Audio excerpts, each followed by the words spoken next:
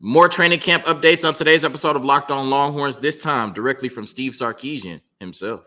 You are Locked On Longhorns, your daily podcast on the Texas Longhorns. Part of the Locked On Podcast Network, your team every day.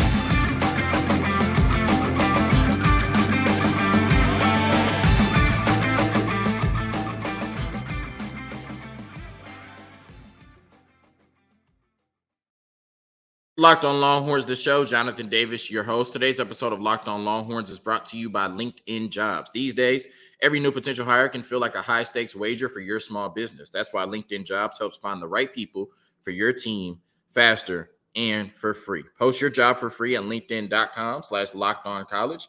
Terms and conditions do apply. And on today's episode of Locked On Longhorns, we react to Steve Sarkisian's latest press conference talking about training camp. And Texas came in 12th in the USA Today coaches poll. Did they get it right? Did they get it wrong?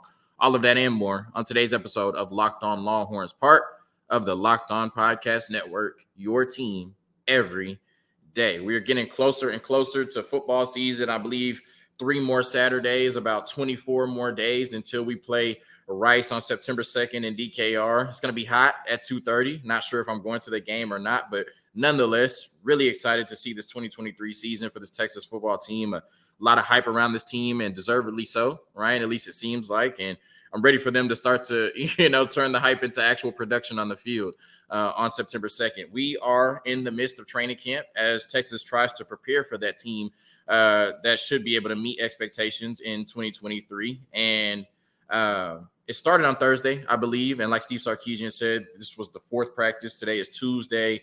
So this will be the 5th practice, and we'll continue to react to all of the practices up until the first game against Rice. So yesterday he did his press conference after the 4th practice. Sorry if that was confusing. On Monday. Today, Tuesday, will be the 5th practice. The first 2 practices were in helmets. Second 2 practices were in pads, and he says he likes to break them up into maybe not 4s all the way through, but definitely the first 4, which they've made it through now. And you're starting to see them settle in and, really understand what they're trying to accomplish and really attack each day, with the fresh and intense mindset. So we're going to react to almost everything he said in his press conference. One thing that he was asked about is the Pac-12 realignment. And, a la Nick Saban, he looked like he almost got pissed off when they asked him about it. Talking about all of the teams, going to the either new Big 12 or the new Big 10. The Pac-12 is essentially dead now. It's the Pac-4 with Cal, Stanford, Oregon State, and Washington State being the only teams that haven't moved on. But he said, whether genuine or not, I'm focused on, Texas in 2023. I'm focused on the Big 12. I don't have any comments on, conference realignment. And like I said, he said it with a little snark, right? He looked a little pissed off when they asked him about it. So, a la Nick Saban, he's taken after his mentor, the GOAT, right? So we're going to react to everything else he said. And the first thing he mentioned, unprovoked, are players that have stood out in camp thus far. And he mentioned Alfred Collins, Vernon Broughton, A.D. Mitchell, and then Jonte Cook. He's talked about his improvement since he's been in camp. And it was a welcome sight, or a welcome sound, I should say, to hear him talk about Alfred Collins and Vernon Broughton. We've mentioned a few times on the podcast how the depth at that position was a little questionable coming into the offseason. You knew what you had in Tavondre Sweat. You knew what you had in Byron Murphy. And I, expect both of those players to either end up on the first or second team all Big 12 this year. I think that literally they're going to be 2 of the biggest reasons why this defense matches the level they were at last year or improves on, right? I think they're that good up front. But we know that, there's no player on this defense that's going to play 100% of the snaps, especially, 2 of the biggest players on this defense up front. You're going to need a healthy rotation. And I think everything after them has been a question mark. And that's why you went into the transfer portal and got, Trill Carter, right? Because you didn't know what you had in Vernon Broughton and Alfred Collins. And we know, since 2020, Alfred Collins has flashed the talent, the athleticism and the skill set to be able to play inside and outside. And he should be, just based off his pedigree, one of the best D linemen in the country. But the word that's been burned into our head with Alfred Collins is consistency, right? We know that he can jump off the screen when he's on, but how often is he on, right? And the same thing with Vernon Broughton. We've seen flashes at times, but overall the consistency has been lacking, right? And Sadir Mitchell is a true freshman. You don't want to throw too much on his plate. You want to, be able to let him sit back, develop, learn the game, and be able to be ready for you next year when you get into the SEC. So we know that, like I said, Tavondre Sweat and Byron Murphy can't play 100% of the snaps. We know that Trill Carter was a welcome addition, but you still need more bodies at that position to produce. Hopefully, Alfred Collins and Vernon Broughton can continue what they've been able to do in the first 4 fall practices and be able to be assets for this team throughout the course of the season. A.D. Mitchell, I love what he's brought to the team since he's been here. Just a veteran wide receiver, a 2-time national champion wide receiver. That's a real alpha at that position. I think that Xavier Worthy is still our wide receiver 1, but based on what we saw last year and based on where Texas is trying to go, you needed to bring in another player like A.D. Mitchell, who could be, week in and week out or any given week, the best receiver on this team in from the transfer portal. And I think it was, a perfect match with him, maybe looking for a different opportunity from Georgia, him being from Texas and, Texas looking for a wide receiver with his skill set. And when you look at it the last 2 years, you have not been able to put a player outside of Xavier Worthy with A.D. Mitchell's pedigree, right? And his ability to run routes and, make contested catches and, just move the chains down the field at that wide receiver position, mainly because Isaiah Nayor tore his ACL last year. So now you have, and we'll talk about this, possibly in the next segment, 4 to 5 wide receivers who are really capable on this Texas football team. But I know that the offense is going to go through Xavier Worthy in the passing game. But like I said, in crucial situations, game on the line, week in and week out, in any given situation, A.D. Mitchell could be the alpha or number 1 wide receiver on this team. So glad they brought him in, and I think he's going to make everybody better, right? Iron sharpens iron. We know that. And then he talked about the improvement in Jonte Cook and just how he's come along, and of course, with any true freshman, there's a transition period. There's going to be growing pains. You're going to make mistakes. But one thing he said about Jonte Cook is he's been coachable. He's playing fast and he's not making the same mistake twice. Xavier Worthy said in Big 12 media days that, that's kind of his twin, right? They play alike, they look alike. And, I think Jonte Cook does bring a lot of what Xavier Worthy brings to the position. He's very explosive.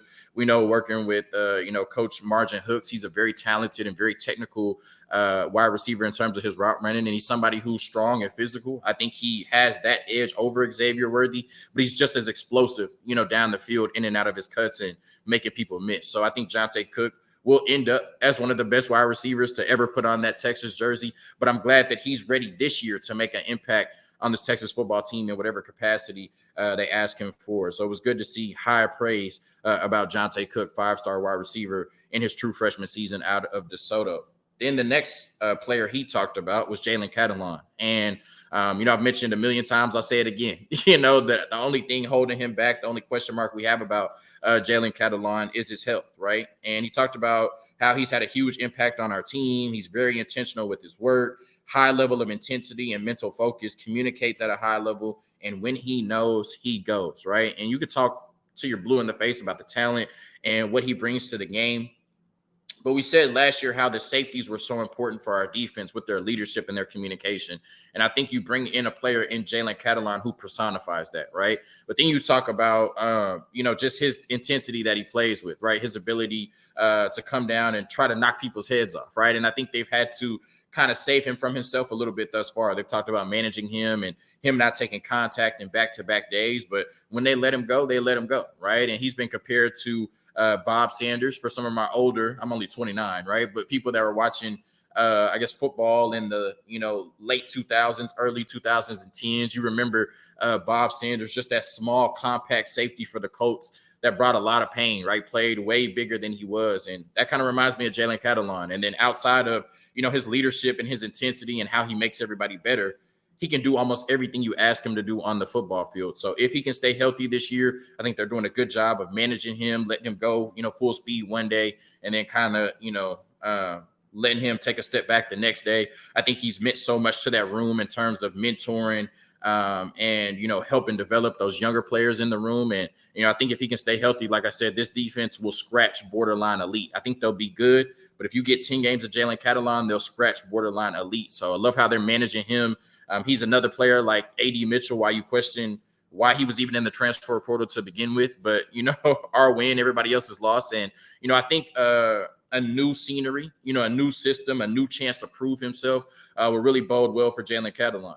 He was an all SEC safety, and then people kind of forgot about him because of the injuries. Now like I said, with the new chance, a fresh locker room, a fresh mindset, a fresh teammate, I think we can see really good things from Jalen Catalon this year. As long as he stays healthy, he will be a really good addition to this Texas football team, and he will make a first or second team all Big 12. He will get that achievement this year, I should say. A quick word from our sponsors, and then we're getting into the rest of Steve Sarkisian's comments at his latest press conference.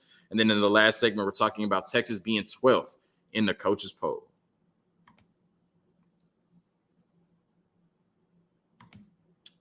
These days, every new potential hire can feel like a high-stakes wager for your small business. You want to be 100% certain that you have access to the best qualified candidates available. That's why you have to check out LinkedIn Jobs. LinkedIn Jobs helps find the right people for your team faster and for free. Post your job for free at no charge at linkedin.com/lockedoncollege. That's linkedin.com/lockedoncollege to post your job for free. Remember, terms and conditions do apply.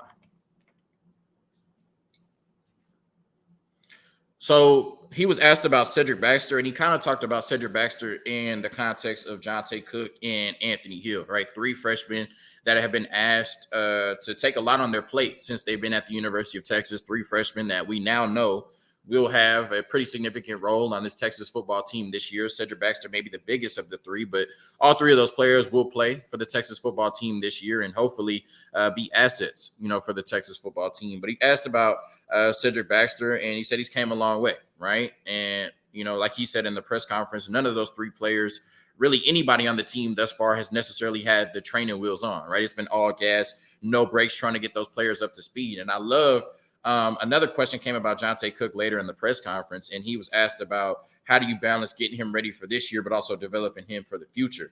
And he said, we're focused on 2023, right? We're focused on what we need to do to win a conference championship this year. So we're trying to get Jonte Cook ready for 2023. Anthony Hill and Cedric Baxter ready for 2023. We're not worried about their development in 2024. We got 9 months after the season to do that. Loved that answer from Steve Sarkisian. Then we talked about Cedric Baxter specifically. He said he's come a long way, pass protecting, running routes, running the ball well, has a real understanding of what we're trying to do schematically. And then he said with Cedric Baxter, Jonte Cook, and Anthony Hill, effort is never an issue, right? Those guys have come in and really carried themselves like professionals, carried themselves like veterans, and they want to learn and they want to win and they want to get on the field quickly, and they're willing to do whatever it takes to do that, right? And he mentioned, growing pains and mistakes with all 3 of them. But I think the biggest thing he mentioned is they never make the same mistake twice. They're coachable and they're willing to learn, right? And he said that can be tough at times for 5-star players coming out of high school. You're the best player at your high school. Everything kind of revolves around you. And then, you come into a system where they do everything differently. You have to acquiesce, and everybody is not just adept at making that transition, right? So really good to see those 3 players being able to do that. And, I love to see, the progression, for Cedric Baxter, the fact that he's picking up the offense and, he looks like he's ready or poised to step into a running back 2 or a very heavy running back 3 role this year for the Texas football team. And, I think we're going to need Jonte Cook on the offensive side of the ball. When you talk about having 4 to 5 wide receivers that, can attack, the defense at all times, we're certainly going to need Cedric Baxter if he's in a 3-headed monster role with Jonathan Brooks and Jaden Blue. And I think Anthony Hill can do so much for this defense, however they, utilize him, whether it's as a backup linebacker, as a pass rush specialist, as, somebody that can come in and blitz the quarterback, whatever it is, right? We're going to need him. And so glad they're all picking, up the offense and defense and showing themselves to be assets to this Texas football team 4 days into fall camp. Another true freshman that he talked about was Derek Williams, and he compared him to Kelvin Banks. And I know just on the surface that sounds crazy, right? Like, what do Derek Williams and Kelvin Banks have in common? But he talked about how last year all of those offensive linemen enrolled early, right? And we always talk about, when you enroll early, you have an advantage, right, over the freshmen that don't come until June 1st or whatever, it is. But Kelvin Banks doesn't enroll early last year, and he's a freshman All-American at the left tackle position. And he said the same thing about Derek Williams. Not sure how much he'll play, not saying he's going to be a freshman All-American, but what he said about Derek Williams was he's just a natural football player. Like, football makes sense to him. And even though he did not enroll early, since June 1st when he stepped on campus, he has looked like he belongs, right? And he's grown, physically and as a football player, and looks like, somebody who is going to step in and be able to help this Texas football team this year, probably mostly on special teams, but somebody I think they would be comfortable, putting at that safety position if they needed to. And, throughout the course of the season, that's something we'll probably see a few times, especially with Jalen Catalon's kind of lengthy injury history. That's something you're going to have to manage throughout the season as well. So we should expect to see Michael Tabb, Keaton Crawford, and possibly even Derek Williams at that safety position. But, like Steve Sarkisian said, he's versatile. He can do a lot of things, and he's just a natural football player with a natural football IQ. Football just makes sense to him. He's going to be a really special player at the 40 acres. He talked about the running game coming along and how the offensive line has to work in concert, with the running backs. And he talked about how in this last practice on Monday, what he really saw was not only, the running backs starting to make holes, for the running backs and starting to make holes more consistently, which allows the running game to be more consistent, right? Because when you take the ball as a running back, you're expecting, certain gaps and certain lanes to be open, right? You're expecting your offensive line to get a push so that you can find the hole and move forward, right? We're starting to see that more and more in the practices per Steve Sarkisian. And what he said is the biggest difference, which was in Monday's practice, the fourth one of fall camp, is that he saw not only the offensive line making the holes more consistently, but moving people more consistently, right? And when you can move people in the run game, open up those bigger holes and, kind of throw the defense off of their alignment, that just gives, the running back more space to run and obviously gives you more opportunities for big plays. So I think the biggest key for this offensive line is, working in unison and being better as a unit this year, especially on the interior. But that also, has to come in concert with the running backs and the offense. And if they can get on the same page, especially with everything you have on the outside, talk about having the answers to every question on the test, right? If you can run the ball effectively, plus throw the ball to 5 or 6 different weapons consistently on offense, you're talking about an elite offense, one of the best offenses in the country. So it's good to see, the offensive line starting to move people, not just open up holes. And it's good to see the running backs running well behind them in concert with how the offensive line is moving. He talked about JT Sanders at the tight end position. He said he's one of the smartest players on our offense and the untapped potential he has. We already talk about him as a future NFL player and one of the most talented players on this football team, on this offense. We talk about him as one of the 2 or 3 best tight ends in the country. And Steve Sarkisian talked about how he hasn't even scratched the surface of what he's capable of. And I agree, right? Because last year he was so inconsistently utilized. We saw in the first game we ever threw the ball to him, he had 6 catches for 85 yards and a touchdown, right? And then he had 3 games last year where he had 10 receiving yards or less. It was frustrating how little we use JT Sanders, especially when we didn't have a third wide receiver option to consistently go to, right? I think Casey Kane was third on the team from wide receivers with either 8 or 10 catches last year, and that's ridiculous, right? So, we may not throw the ball as much to JT Sanders this year because we have more weapons. We're still going to run the ball, maybe not as much as we did last year, but a lot, and you're going to throw the ball a lot more to those talented wide receivers you brought in. But, he talked about JT Sanders' football IQ and his athleticism, being able to make bigger plays down the field because he understands route concepts. He understands the scheme, and he understands what they want to do to opposing defenses. So just what he brings to this team in terms of leadership, football IQ, blocking, athleticism, being able to catch the ball in all areas of the field. He's just a really talented weapon, somebody that Steve Sarkisian can do a lot with.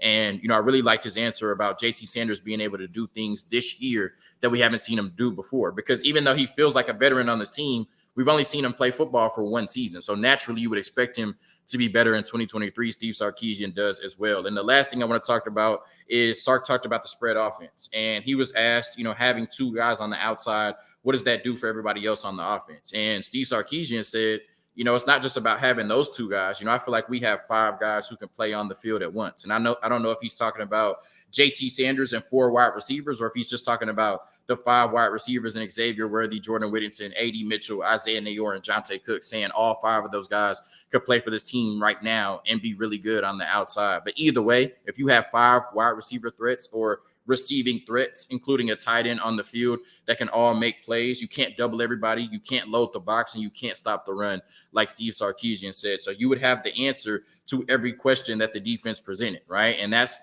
the mentality you have to go into 2023 with, right? Regardless of what defense we see, regardless of what defenses try to take away, we'll be able to hit them over the head, with something else, and we'll be able to score points, and we'll have an elite offense that should be able to carry this team to a Big 12 championship. So I love Steve Sarkisian. I love his press conferences, and I love what he's brought to this Texas football team, and I can't wait to see it on the field starting on September 2nd. A quick word from our sponsors, and then we're talking about the USA Today coaches poll that has Texas coming in at number 12 in the preseason.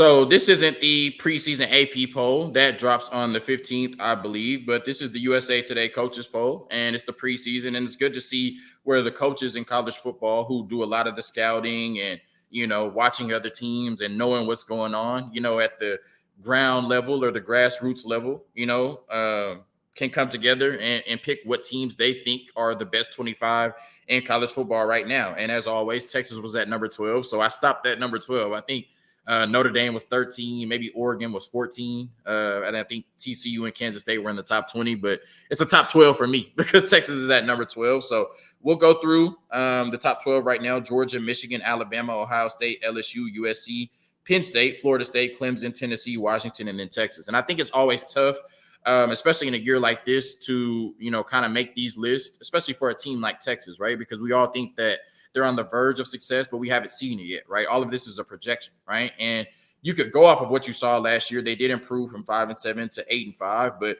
I think there were still multiple games that they lost last year that they shouldn't have lost. And you're more so going off of, they bring so many players back from last year, plus the players they added, just assuming natural development, assuming Steve Sarkisian, has more hold on this program in year 3. Everybody develops in year 3. This is the time for Texas to take that next step. And so as somebody who's making these polls or this list, right, you have to see what everybody else sees, right? You have to look at it and project that Texas will be a top 10 to 12 team this season, because we can't say that Texas was a top 10 to 12 team last year. And when I look at, the coaches poll, I think they got it right. I think that's a perfect spot to put a team that should be really good this year, but has not proved it on the field last year or for the better part of a decade, right? Georgia obviously should be the number one, back-to-back national championships.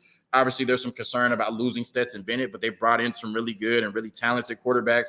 And hopefully with the way they run the ball, Brock Bowers at the tight end position, and obviously out of this world defense, they should be able to still be the top team in the SEC and compete for a national championship this year. Michigan at number 2. You bring back Donovan Edwards, Blake Corum, and J.J. McCarthy. Offensive line, always one of the best in the country. This defense, quietly, maybe not even quietly, has put a lot of players in the league, and they continue to stack up on that side of the ball. So we know the Big Ten will come down to Michigan and Ohio State, that game at the end of the season. But the way it's gone the last 2 years, Michigan has to be the favorite to win that game and get back to the college football playoff. Alabama at number 3.